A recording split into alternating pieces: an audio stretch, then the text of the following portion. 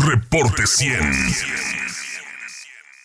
Ignacio Lagarda, cronista municipal de Hermosillo. ¿Cómo estás? Buenos días. Buenos días, Juan Carlos, qué gusto saludarte. Sí, se me apagó la computadora de pronto y me descontrolé un poquito. Pero ya, vamos a retomar el hilo nuevamente. Hoy, 15 de septiembre, y bueno, ya en otras ocasiones hemos conversado, nos has compartido, Ignacio Lagarda, que Sonora o el territorio sonorense o los que vivían en estas tierras en la época de la independencia, pues eran más pro corona española que pro independentistas. Bueno, lo que pasa es que la población ni siquiera se enteró de que había una revolución de independencia en el sur, en el centro del país. Quienes se enteraron fueron las autoridades, el gobernador Alejo García Conde, y lo que hizo fue, pues era realista, pues era pro reino. Sí. Entonces lo que hizo fue formar un escuadrón militar y se fue a encontrar a quien venía a liberarnos del yugo español, a traer la insurrección, y fue a encontrarse con él allá en Sinaloa, y se encontró con él en San Ignacio Piazla y lo derrotó militarmente, y pues José María González de Hermosillo, que era quien venía a liberarnos, salió vivo de la batalla en San Ignacio, y lo que hizo fue recoger sus cosas y regresarse a su tierra. O sea, José María González de Hermosillo venía a estas tierras a liberarnos del yugo español. Así fue. Sí. Y la autoridad estatal pues lo que hizo fue eso, ir a atacarlo pues como era su función como autoridad realista. Sí. Entonces, pues los sonorenses hasta ahí llegó, no se enteró de nadie, de nada la población, y no llegó a Sonora la guerra de independencia. Y González de Hermosillo se regresó a su tierra a seguir luchando, y luchó por 8 años, llegó a ser mariscal de campo de todos los estados del Bajío, libró batallas importantes y las ganó, y después en 1828, cuando ya esto había pasado, ya se había liberado la Nueva España, entonces en honor a él, a sus méritos militares en la guerra de independencia, muchos por cierto, le dieron su nombre a la villa del Pitic, hoy Hermosillo. Por eso nos llamamos Hermosillo. Por este personaje que venía a Sonora a luchar a favor de la independencia y que de aquí pues lo regresaron. Por eso hay que tener mucho cuidado cuando decimos ese que ni siquiera estuvo aquí no tiene por qué llevar el nombre de esta ciudad. Bueno, para empezar hay que saber quién fue González Hermosillo.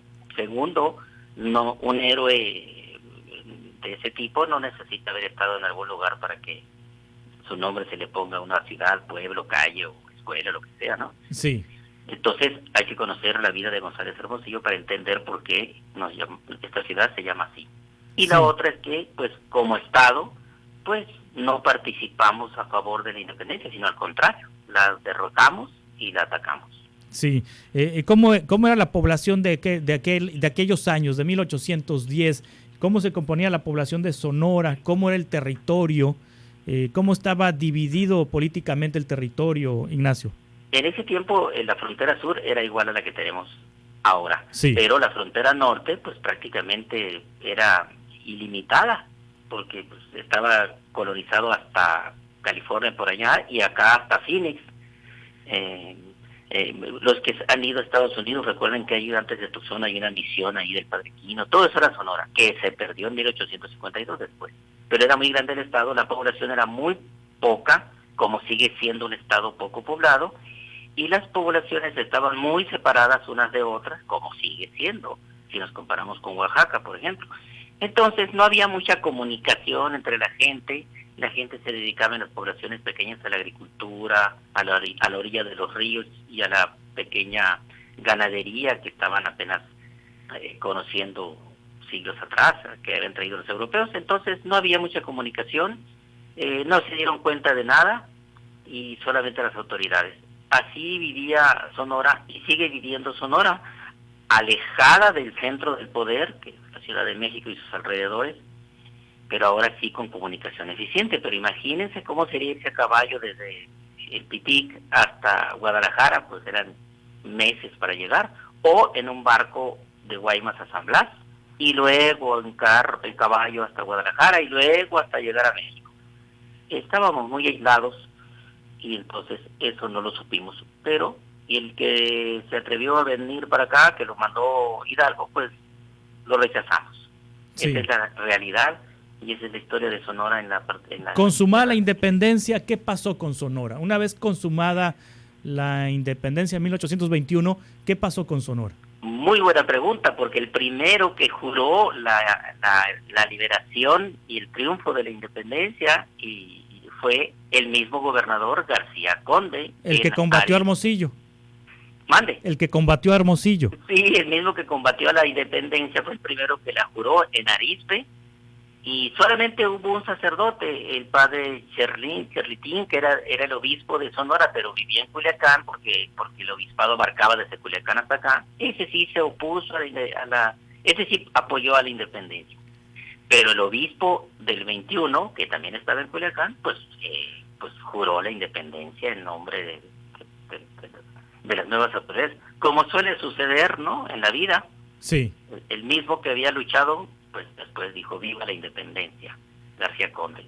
Esa es la historia de siempre. Sí, así que se hizo independentista después de insurgente, sí. después digamos que cambió de partido, como suele suceder, ¿no? ¿Y qué fue de este gobernador? Bueno, siguió luchando y después ya falleció en una de las tantas batallas que vivió. Y ya tenía una gubernatura de muchos años entonces, ¿no? Sí, muchos años, era un militar de carrera. Sí. Entonces, pues su vida no fue tampoco gloriosa en el nuevo gobierno ni nada, pero terminó su vida sin problemas. ¿Tiene descendencia? Pues García Conde no hay apellido con esos dos juntos, no se conoce, solamente Conde. Sí. Hay una calle en Hermosillo que lleva su nombre, la colonia Pitic. Sí, y señor García Conde vivía en Arizpe. Ahí estaba la capital. Ahí estaba la capital, Arizpe. Sí, cuando la independencia, el 21, ahí estaba la capital, y a él le tocó ahí, pues, el grito de independencia. Sí. Ese verdadero grito que ya era de independencia. Y hoy el grito, esta noche, pues será sin personas, un grito de independencia con la Plaza Zaragoza cerrada a la población por el tema de la pandemia. Así fue el año pasado también, ¿no? Con Claudia Pavlovich en su último grito, que fue también un grito cerrado. Desde que hay esta tradición del grito de independencia, estos son los dos únicos que, el del año pasado y que serán sin público. Sí, pero también en la época de la Revolución no se llevaron a cabo estas ceremonias, pero en la época moderna son las dos únicas veces que no se hace con la población enfrente. Ese es un dato histórico. El otro es cuando Padres era gobernador, creo que fue el último grito, el penúltimo, que se hizo muy cerrado. Cercaron toda la plaza, sí. Sí, y la gente tuvo que estar atrás. Y luego también cuando Álvaro Obregón era gobernador en 60, también hubo grito y había un gran conflicto del sindicato de profesores, y desde ahí fue cuando le tiraron los naranjazos al balcón y le pegaron ahí a la esposa en un naranjazo, y se oyó cuando él gritó ahí, agáchate Fernanda, le dijo, y se escuchó en el micrófono. Ese también es un hecho histórico en el grito de independencia. Sí, pues interesante. Y otro dato curioso que hay que observar es que ningún presidente municipal da el grito de independencia porque es el presidente de la capital. Bueno, estuvo a punto de dar el grito de independencia Ernesto Gándara cuando Eduardo Burs, gobernador, se lesionó, ¿no? Se rompió las costillas. Y en un contexto político muy interesante, porque Ernesto Gándara se estaba ya posicionando como potencial candidato a la gubernatura y no era el candidato de Eduardo Burs. Entonces, Eduardo Burs, con el dolor que le causaba caminar, moverse con las costillas rotas, y con el objetivo de no darle esa visibilidad de Ernesto Gándara, fue y dio el grito. Eso ya es parte exactamente también de la historia, y se va a revisar y se va a analizar todo el tiempo en la historia. Exacto. Con tal de que no tuviera la pantalla ahí, pues hizo todo lo que pudo para, apenas respirando, dio el grito. Sí. Estos son hechos históricos que quedan ahí para siempre y se analizan para siempre. Sí, exactamente. Gracias, cronista municipal Ignacio Lagarda, gracias como siempre. Qué gusto saludarte, Juan Carlos. Igualmente. Reporte 100.